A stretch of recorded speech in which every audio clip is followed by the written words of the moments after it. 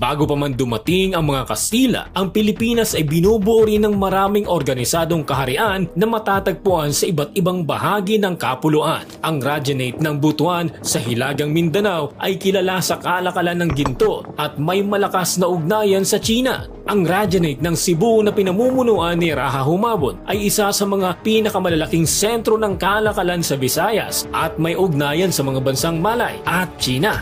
Sa Luzon naman, ang Kaharian ng Tondo ay isa sa mga pinakamaunlad na komunidad na may ugnayan sa Ming Dynasty ng China na pinamumunuan ni Lakandula.